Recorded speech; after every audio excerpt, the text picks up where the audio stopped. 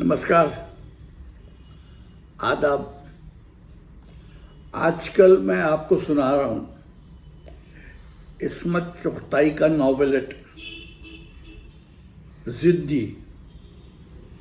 आज इस नॉवेलेट की चौथी किस्त सुनिए। चौथी किस्त। पूरन ऐसा बच्चा तो ना था जितना बकौल भाभी बनता था। उसे लाड में हमेशा ही समझा गया और फिर चुलबुलापन तबीयत का बच्चा बनाए रखता था। जहाँ उसे मौका मिला और नौकरों के और घर के बच्चों के साथ मिलकर उधम मचाना शुरू कर दी। मैले सड़े बच्चे नंगे नंगे पैर कुर्सियों के गद्दों पर चढ़ जाते। वो उधम मचता कि भाभी का सर घूम जाता और वो डंडा लेकर सारे बच्चों पर पिल पड़ती। 2 रोज बाद कमला जी अपने मैके आ रही थी। भाभी नंद की खातिर सारा घर झाड़े फेंक रही थी। कई दिन से पूरन के लिए तो घर मुसीबत हो गया था। जिधर देखो झाड़ पोंछ, दम उलट गया। उसके खुद के कमरे पर भाभी का राज था। नंद के साथ नंदोई भी आ रहे थे और माता जी का घबराहट के मारे बुरा हाल था। बड़े जागीरदार थे और फिर समधियाना।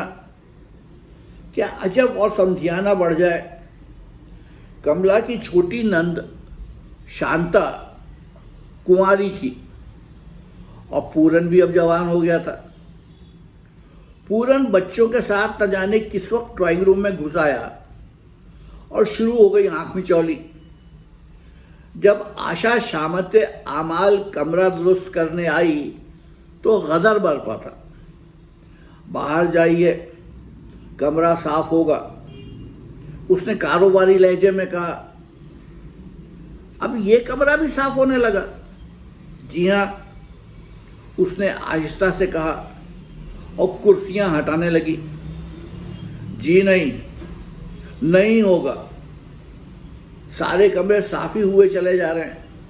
वाह, हम यहाँ खेल रहे हैं। आओ तुम भी खेलो आशा। हाँ, बच्चे चिपट गए। हाँ भाई, ये खेलेंगी, दाई बनेंगी। नहीं मैं खेली नहीं भाई, मैं नहीं। मगर पूरन ने उसे पकड़कर कुर्सी पर बिठा दिया। हाँ भाई, आप शुरू करो, हम चोर। और वो जमीन पर फसकड़ा मारकर बैठ गया। लो भाई, ईमानदारी से आंखें मीचो। उसने आशा के घुटने पर माथा टेक दिया। जी नहीं, भाभी ने कहा है। कुछ नहीं कहा है। हाँ मीचो, जल्दी। और वो उसकी साड़ी के आंचल से अपनी आंखें बांधने लगा। वही चाचा बेईमानी नहीं, निर्मल व्यापारी का बेटा था ना। अरे ये तुम्हारी आशा जी बेईमानी कर रही हैं। देखो, ईमानदारी से मीचो, यूं ऐसे। हाँ। आशा के दोनों हाथ पूरन ने अपनी आंखों पर रख लिए। आशा हवास गायब, उखड़ी भागने पर तैयार। मगर बच्चे छुप गए और खेल शुरू भी हो गया। देखो भाई ये बेईमानी है। आशा ने हाथ छुड़ाना चाहा। हाँ, खा जाता हूं। आखिर तुम मुझसे इतना डरती क्यों हो?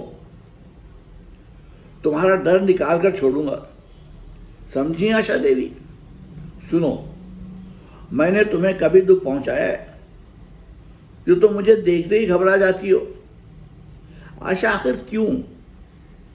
भैया से खूब बोलती हो, भाभी से घुल कर बातें करती हो, भोला की ताई तक से हंस कर दोस्ती की जाती है।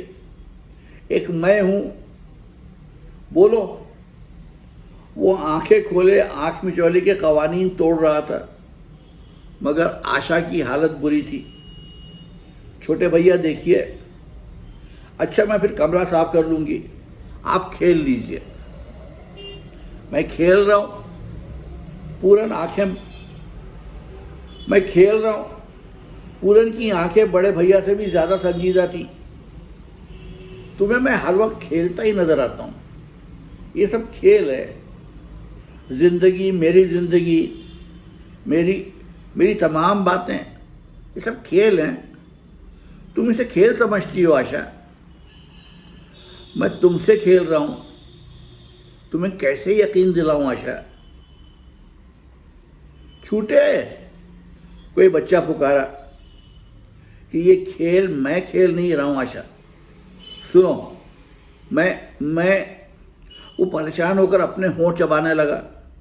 अरे भाई छूटे, ज़रा बेचैन होकर निर्मल बोला। सोफे के नीचे झुके झुके उसकी गर्दन दुख गई थी। तुम इसे खेल ना समझो, परमात्मा के लिए कोई मैं बच्चा हूँ। सुनो आशा, तुम अगर मुझसे नफरत करती हो तो ठीक बात है, बिल्कुल ठीक। अब मैं समझ गया तुम मुझसे नफरत करती हो। आशा बेकली से सर झुकाए बैठी थी। उसने बमुश्किल पूरन की तरफ देखा। वो कोई बच्चा न थी, बल्कि बदकिस्मती से वो बच्चा न थी, वो खूब समझ रही थी। आज से नहीं, न जाने कितने दिन से उसका रोआ रोआ समझ रहा था। भाभी आती होंगी। उसने उसका सर हटाना चाहा। चाचा भाई छूटे, हम नहीं खेलते। शीला बड़बड़ाई कहीं कोने में से। बस मेरी बात का जवाब दो, तुम्हें मुझसे नफरत है? आशा को थोड़ी देर तक सर उठाने की हिम्मत न हुई, और फिर वो अपनी आंखें तो उठाते कांप रही थी, मगर उसने हिम्मत की न जाने कैसे। बस सर उठाकर उसने पूरन की आंखों में अपना जवाब डाल दिया, और फिर उसका चेहरा दोनों हाथों पर झुक गया। आशा, भाभी की आवाज़ आई। पूरन जैसे सकते में बैठा ख्वाब पकड़ने की कोशिश कर रहा था। वो संजीदगी जो ज़रा देर पहले उसके चेहरे को नीम मुर्दा बनाए थी, यकलख्त काफूर हो गई। एक सेकंड को वो रुका, और फिर छूटे मुसरत और जज्बात का चश्मा सा निकला, और वो बच्चों में उलझ गया। आशा जैसे कुछ बिखरी हुई चीज़ समेटने अंगेठी के पास झुक गई। वो डर के मारे आंखें मीचे हुए जल्दी जल्दी कालीन पर टटोल रही थी। उसका जी चाहता था ज़मीन में उतरती चली जाए और ठीक उसके कलेजे में छुप जाए। ये क्या हो रहा है? भाभी ने बमुश्किल माफ़ कीजिएगा, ये क्या हो रहा है? भाभी ने बमुश्किल चीख पुकार में चिल्लाकर पूछा। आंख मिचौली भाभी, पूरन ने मस्त शराबी की तरह झूम कर कहा। आओ तुम भी खेलो, चूल्हे में जाए आंख मिचौली। आशा, ये कमरा साफ हो रहा है। हाँ, बात यह है भाभी, हम आंख मिचौली खेल रहे थे और आशा जी दाई बनी थी। हाँ, और भाभी दाई बनेगी। वो भाभी को गोद में उठाकर घूमने लगा। हाय पूरन, अरे पूरन छोड़ मुझे। भाभी के गुदगुदियाँ इतनी हुई कि वो बच्चों को डांटना भूल भाल अपनी जान छुड़ाने लगी। देवर जितना चटपटा लफ्ज़ है, उतनी ही देवरानी सूखा साखा। जब तक देवरानी नहीं आती, भाभी ही घर की रानी होती है, और देवर जी की दिलचस्पी का मरकज़। इधर आई देवरानी और उधर चला देवर। अब वो हर बात आकर भाभी ही के कान में कहता, बल्कि चुपके चुपके अपनी रानी से भाभी की शिकायतें सुन सुनकर जहरीला कांटा बनता जाता। वही भाभी जिसे देखे बिना खाना कड़वा लगता था, जिसे रुलाने में मज़ा आता था, और रूठने पर गले में बाहें डालने को मिलती थी। जब रानी आ जाती है तो नमस्ते भाभी जी रह जाती है। भाभी तब तो दूर हो जाएंगे, वो तेरी गत बनाएंगे कि याद ही करेगी। पूरन भाभी की शादी के जिक्र पर बोला,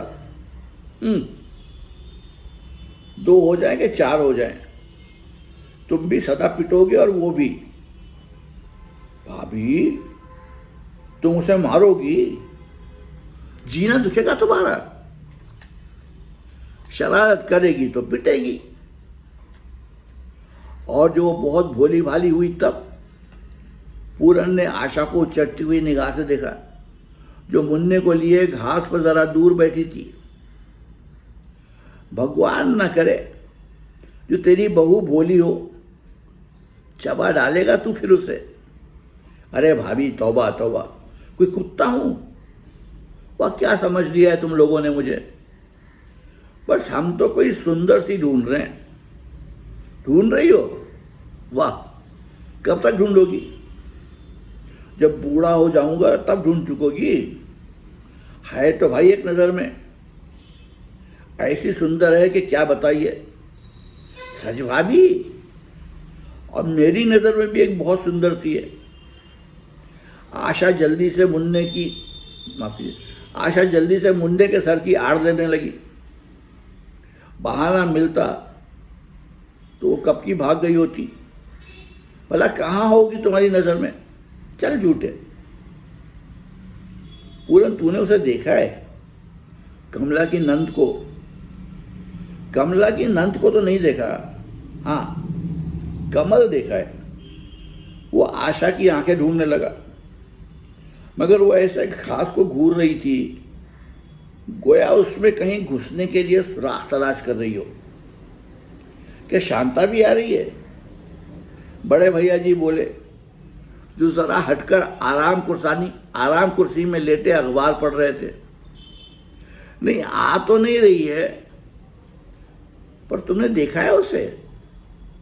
हाँ, छोटी सी को देखा था, एफए में पढ़ती है शायद। और क्या? भाभी मुन्ने को संभालने लगी, जो आशा के पास से रेंग आया था,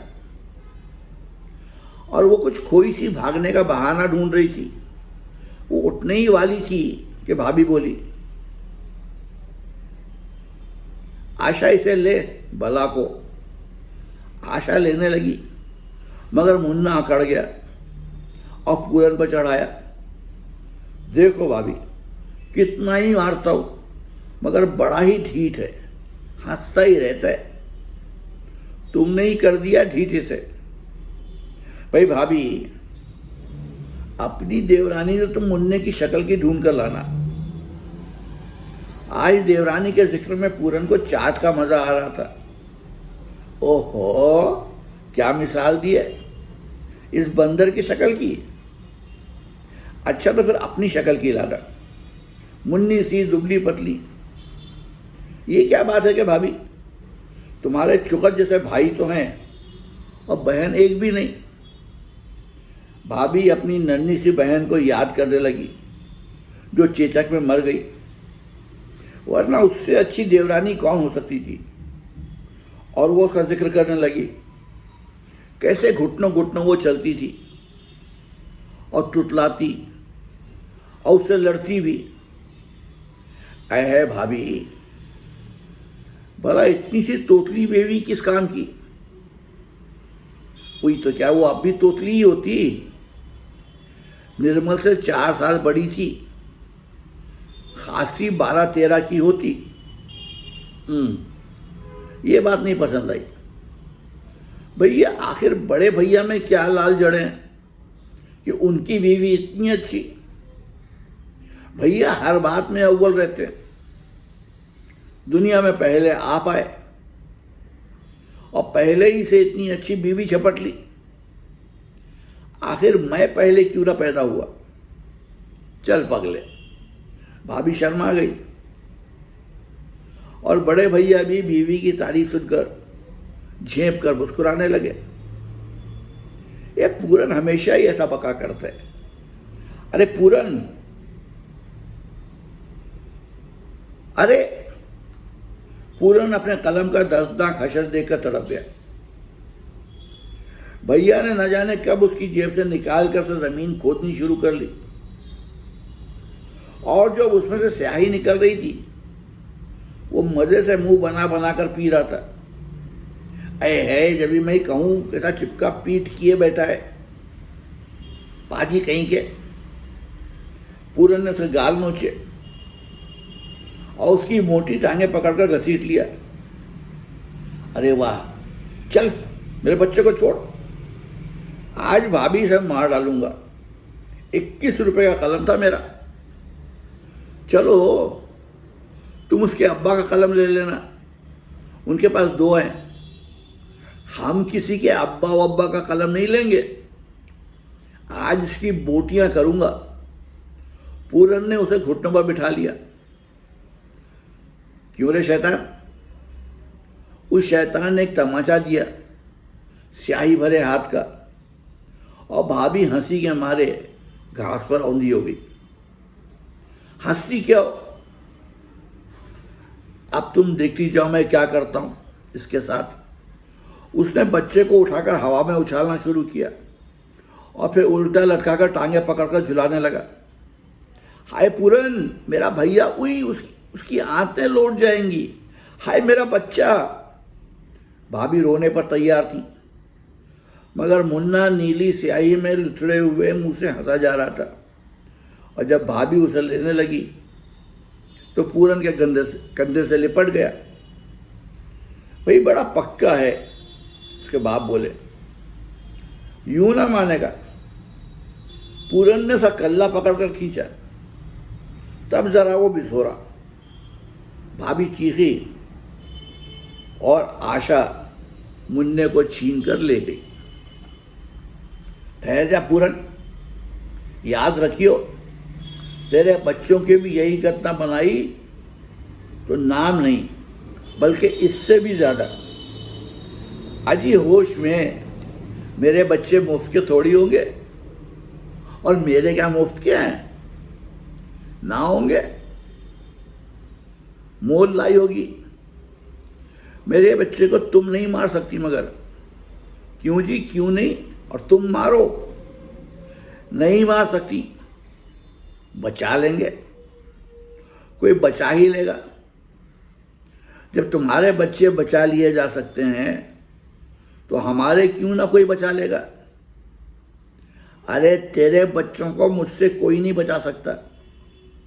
तूने मेरे बच्चों को ऐसा मारा है कि बस। वाह भाई, ये खूब, हमारे भैया बचा लेंगे और कोई बचा लेगा। आशा बचा लेगी। क्यों आशा? आशा जल्दी से मुन्नी के जूते की गुंडी टटोलने लगी। आशा को राजा साहब के यहां आए हुए साल होने को आया। गांव क्यों जाती और कौन बुलाता, मगर गांव में हाट लग रही थी। ऐसे वक्त में रंजी की मां को आशा भी याद आ गई। कर्ज उधार करके रंजी ने नया जोड़ा बनाया। मां बेटे राजा साहब के यहां पहुंचे। आशा अकेली जाने में जरा डगमगा रही थी कि रंजी की मां ने चमकी को भी साथ ले लिया और ये छोटा सा काफिला चला। रंजी की मां खासा चल सकती थी मगर वो रास्ते ही में किसी से गप्पे मारते रह गई और रंजी आशा और चमकी को लेकर चले। हाट की शान रास्ते की धक्का पेल और भीड़ भाड़ी से मालूम हो रही थी। इलावा रंग बिरंगी चुंदरियों, पगड़ियों, टोपियों और सैकड़ों खिलौने वाले कागज के पंखे और चिड़ियाँ लंबे से बांस में लटकाए लपके चले जा रहे थे।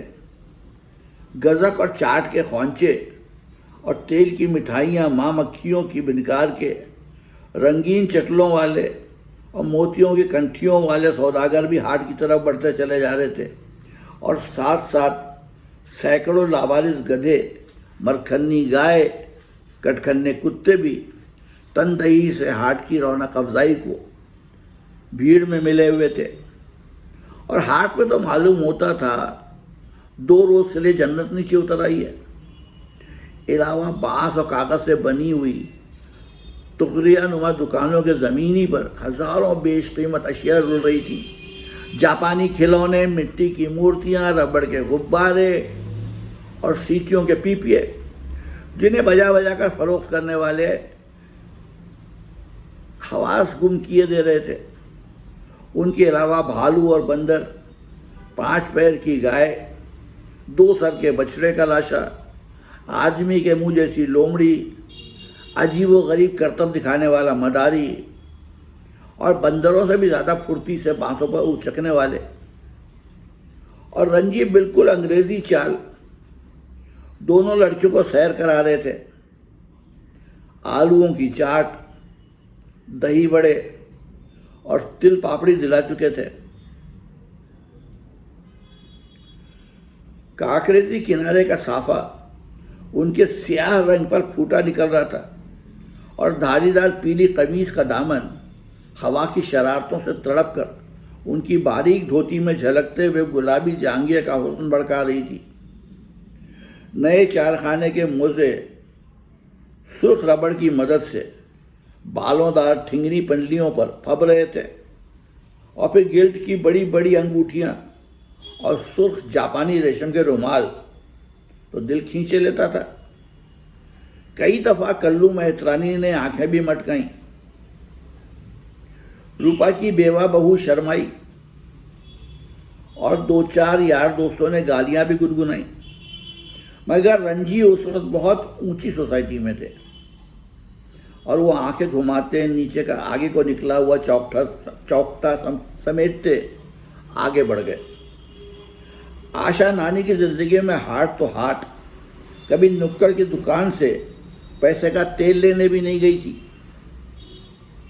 तरह तरह की चीज़ें, अजीब अजीब इंसान, नए नए खेल तमाशे देखकर उसे चलना भी याद न रहा। वो हर सामने वाले से टकरा जाती और पीछे आने वाला उसको मुंह के बल ढकेल देता और उस धक्का पेल में वो लाल घोड़ी पर हैट लगाए पूरन को देखकर तो सचमुच अंधी हो गई। न जाने क्यों उसका दिल चाहा कि कहीं छुप जाए, मगर पूरन जमींदारी की शान में अकड़ते आगे निकल गए और उसकी जान में जान आई। लेकिन जरा ही सी देर के बाद जब वो खरबूजे के बीजों की पौंचियों का मोल कर रही थी तो पूरन बिल्कुल ही करीब आन जमे। उन्होंने शायद उसे देख लिया, मगर देख लेते तो उनके दांत क्यों छुपे रहते और ये दोनों भवों के बीच में बैठती कैसे। पौंचियां छोड़ छाड़ो जल्दी से आगे बढ़ गई, मगर लाल घोड़ी कहीं भीड़ से रुकती थी। वो जब कठपुतली का तमाशा देख रही थी, जब रंग बिरंगे चिटले चुन रही थी और फिर जब वो सोडा पी रही थी, और गजब तो जब वो रंजी के हाथ से चांदी के वर्क का बीड़ा लेने में हीलो हुज्जत कर रही थी। घोड़ी सर पर सवार हो गई और सवार तो घोड़ी पर सवार ही रहा। हाँ, उसकी भवें और टेढ़ी हो गई और चेहरा भबक उठा। आशा की उंगलियों से बीड़ा छूट पड़ा और जमीन पर मुंह खोलकर फैल गया। खैर, दूसरा सोई कोई वाकई में चांदी का वर्क थोड़ी था, गिल्ट वगैरह का होगा। और सोने पर सुहागा ये है कि चमकी ना जाने किधर चमक गई। अभी तो खड़ी लक्ष्मी को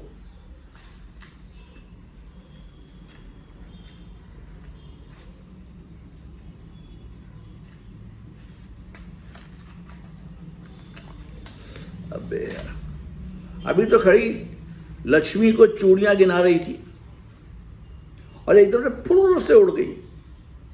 अब घर चलो, चमकी कहाँ है?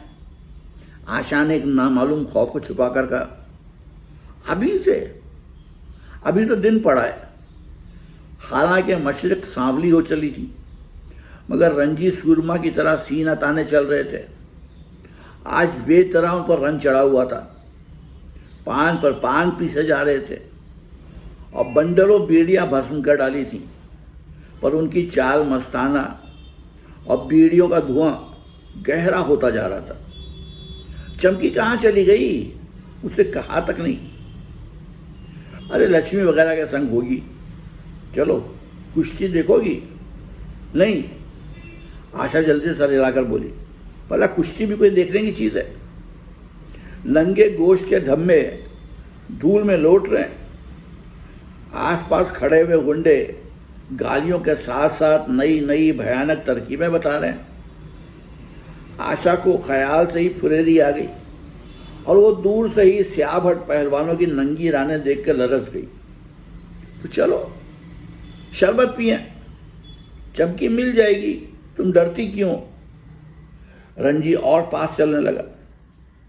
शरबत की दुकान पर आशा के और भी आए हवास जाते रहे। शरबत पीने वाले डरावने अंदाज में कुछ खड़े और कुछ ज़मीन पर लौट रहे थे। एक ग्रामाफोन अपनी पूरी रफ्तार से काएं काएं कोई रिकॉर्ड बजा रहा था। जैसे ही ये दोनों पास पहुंचे, उन्होंने बेतुकी बातें शुरू कर दी।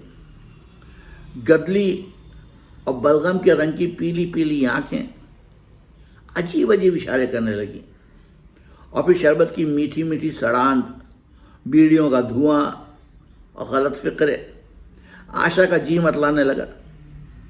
यहाँ से चलो, वो रोनी आवाज़ से बोली। उसने लाल घोड़ी और उसके लाल आंखों वाले सवार को भी तो देख लिया था। बस अभी चलो चलो। वो एक तरफ चलने लगी। इधर कहाँ? आओ मैं चलता हूँ। रंजी आशा से डरता भी था। दूसरे लोगों के फिक्रे उसे और बौखलाए दे रहे थे। तीसरे लाल पगड़ी वाले सिपाही की आंखें बड़ी देर से उसे पुरमानी अंदाज से घूर रही थीं। तुम ज़रा यहाँ ठहरो, मैं अभी चमकी को लाता हूँ।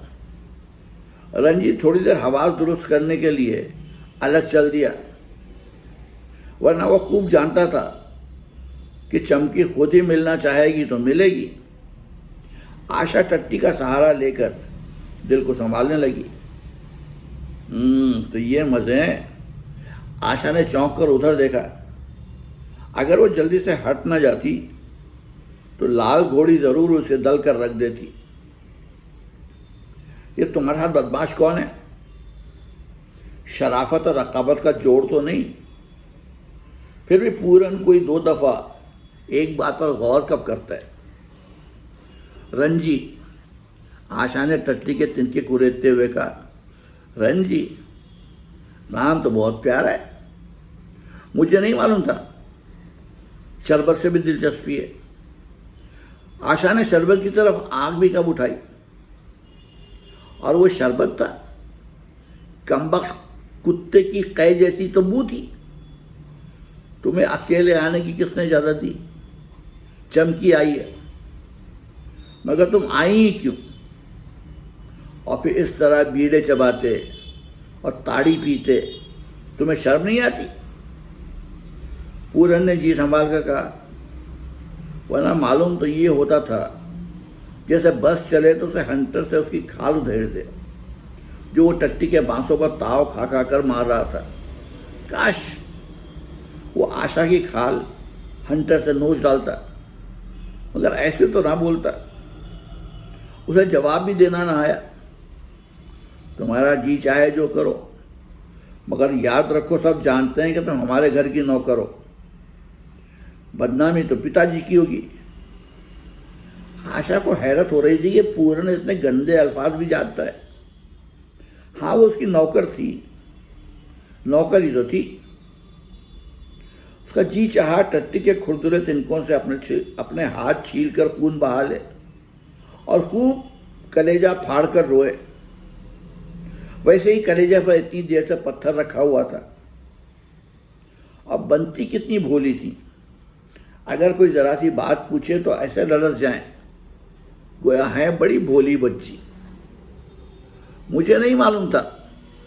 पूरन चबा चबा कर उसके मुंह पर सख्त सख्त कंकर जैसे मार रहा था।